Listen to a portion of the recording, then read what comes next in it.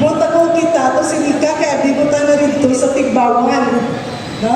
But of course, congratulations, Ngagaw.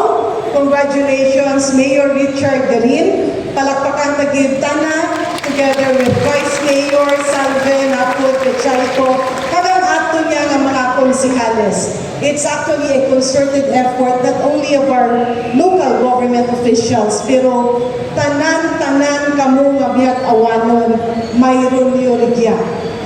No?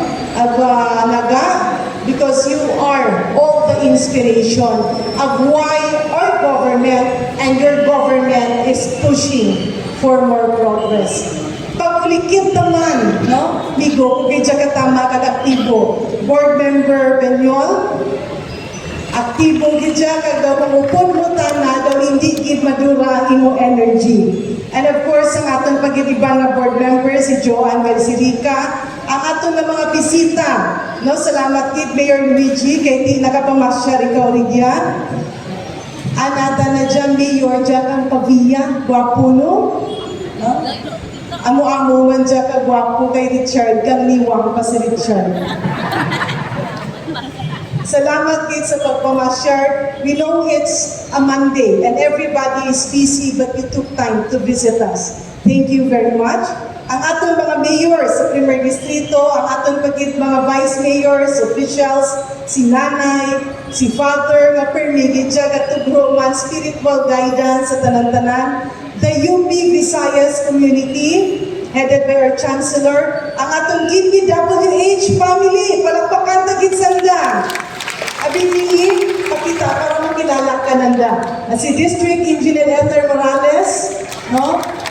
Taga 5th District na dyan, pero namasya rin ang aton yung ang 50 teacher, no? Taga 4 ang aton Assistant District Engineer, guwapa man na dyan.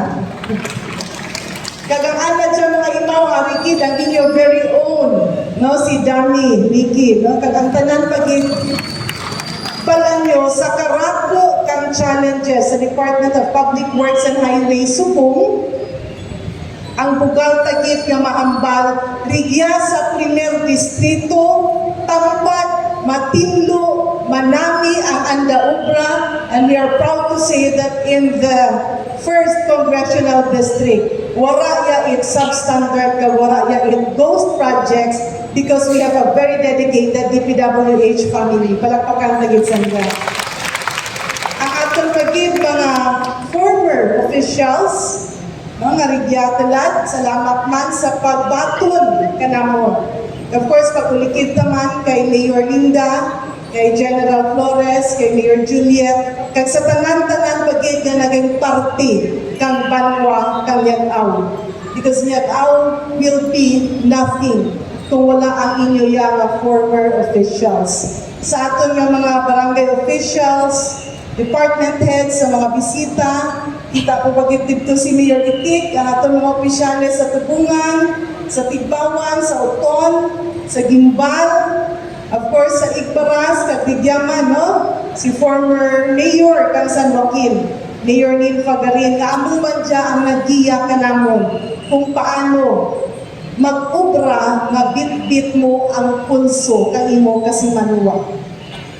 Kag sa tanan nga wala ko ma-mentionar, pasensya lang gid, but you are always our inspiration and our guide in prodding us to deliver more, to work better, and make you proud of the 1st District of Iloilo. Kita ko to kanina ang history nagnami ang inyong mga munisipyo. And sometimes people will think it's just another infrastructure project.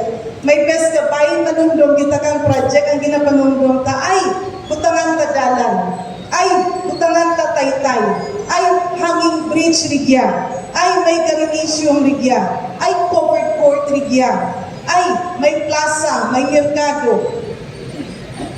Rako lang. But sometimes we forget the real essence of why all these infrastructure projects are there. Naga bigyata na, naga inaobra kang aton nga gobyerno, naga ginapatingdog opisyales. Ang sarang ka-infrastruktura nga project is not just a project. It is a symbol. Daw pareho siya sa sulo nga kung ang mangingisda dito ikaw sa lawot, mangita ikaw iya sa suga or sa watchtower para giyahan ikaw. And of course, let me acknowledge, isa sa pinakagwapa nga nakita ko sa probinsya kang Iloilo, dabay pa nung lumunod chart, amunang itsura ko kang daraga pa ko, i-welcome again, Vice Mayor Lian Debuque. Vice Governor Lian Debuque. Dali Vice, nakita ko dyan si Lian, balan mo si Rika, kag ang kalibay na ni Fridge, nga si Brand, magbarkada. Alin kang gagmay sanda, classmates sanda sa eskwelahan. Nagbulagay lang sa eskwelahan kang nag-college. Amo dyan si Lian, kay daw halos bata man ni Fridge, makita dyan sanda, pero meron dyan sanda gabarkadahay. No, kung ba ang ganin si Richard kang una, kayang bata nga net, no, pirmi lang ni si Brad kang si Rika, daw danay, kasi magdayunay. Ato ni barkada lang gina sila nga hasta sa tulad. So daw ang saraka bata ni Fridge, daw nahilo ko na lang na bata, no, kay permihara sa balay. Of course, thank you very much, Vice Gov, for visiting and coming over. So mabalik kita. And of course, palakpakan tagid ang aton Mayor Mamon, salamat gid. And hugad man namon na mapamasyalan niyo kami. President Jatana kang Mayor's League, kakunatan naman dyan ang Provincial Administrator. Thank you, gid Mayor. No? Salamat, gid. They came all the way from their own respective towns. It is a symbol na magpalangga nanda ang miyag awano. Nabi palapakan tagin si Vice Gov, Lian, kag si Mayor si Seth Namon. Kauna gamay pa dyan si Lian, ang nagabakulon gamal-amon kami Vice. Ang nagilagin magmalam, dyan ka natin si GP. So going back, hindi na paglantawon ang kada proyekto as a mere project. Let us always look beyond. Let us always think, nagarigyan inakin pakindo. Nagarigyan inakin butang. Ano ang obligasyon ta, kag ano ang obligasyon kang gobyerno. Ang inyong munisipyo is not a simple matter. Suno sa hambal ni Rika kanina, it is where major and critical decisions will be made. It is a symbol whether your government will fail or will succeed. It is a symbol na kadasara kaninyo na mga kabataan kag mga estudyante will aspire and will be inspired to work further, strive harder, and deliver sa pinalangga ng banwa. Amo na nga hindi lang siya ordinaryo na project, but it's the symbol of hard work. And let us not only thank Richard, but let us also thank all the former mayors of the municipality of Miagao, all the former officials of the municipality of Miagao, abi palakpakan ta sanda. Naswintihan lang nga may ara sources si Richard. Kag manami man na nagsulod ang alaya nga pagka-visionary. But there were also challenging times, hard times, kang una ng mga panahon. And that is why when you look at your town hall, or your municipal hall, kada lantaw you always think that wherever you are now, you will always go up. Pareho na sa munisipyo, nakaguna, rigyan lang, gamay lang, daw payag lang, nagbahal. Dason nagadaan, pero may nagatuhaw nga bago. It's a continuous evolution, but it is a symbol that Miag-Ao will never allow to back down.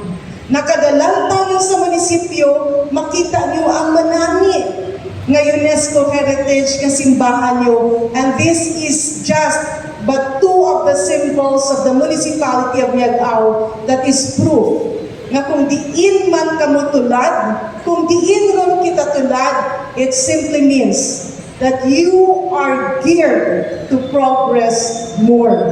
Because Miag-Ao deserves to be loved, Miag-Ao deserves to be served, and Miag-Ao deserves the love of the district, the love of the province, and the love of the Filipino people. So Miag-Awanon, hindi gid kamo magkapunaw. Always remember that you exist for a cause and a reason. Kag basi magambalang iban, nagaunahon ang munisipyo. Naga kinahanglan rigyan inaya. Government alone cannot survive. Kung ang panghimanwa nagasandig lang sa gobyerno, maburupudlayan kita. And that is why we need the private sector. Kung ang inyo pang gobyernuhan, tayo yun, progresibo, may sistema, wala kagirinuan, investors will come.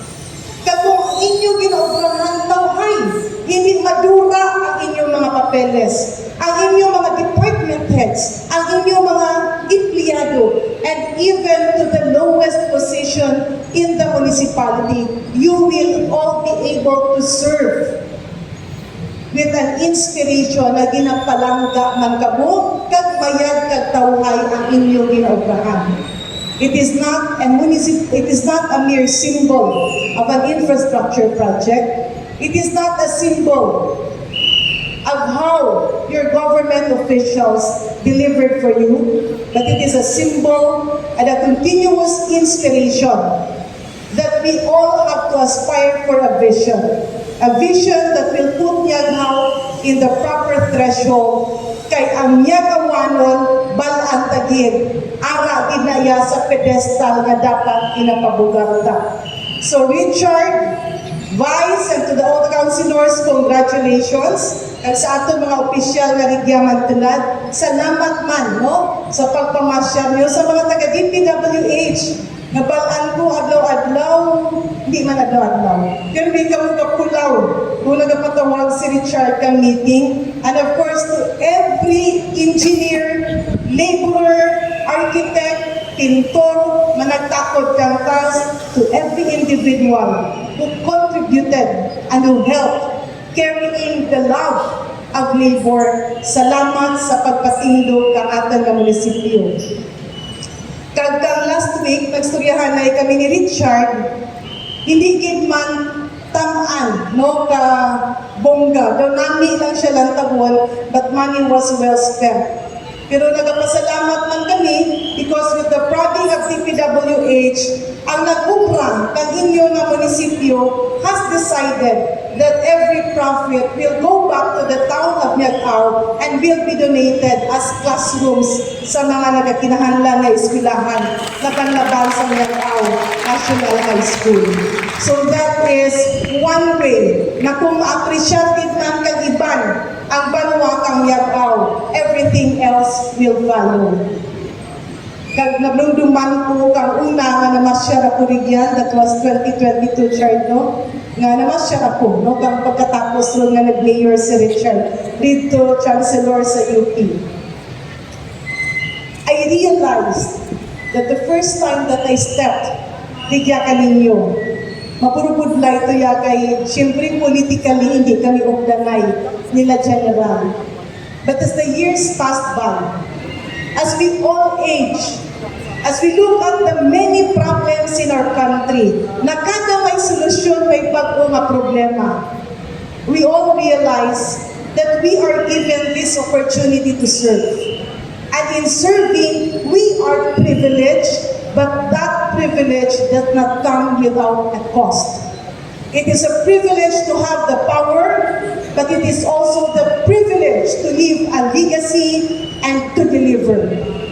Nyagawanon, bring that motto with you, bring that pride with you, and always remember, wherever you go, wherever we go, whatever you become, you will always bring the blood, the passion, and the true color of a Nyakawanon, one who aspires, one who dreams.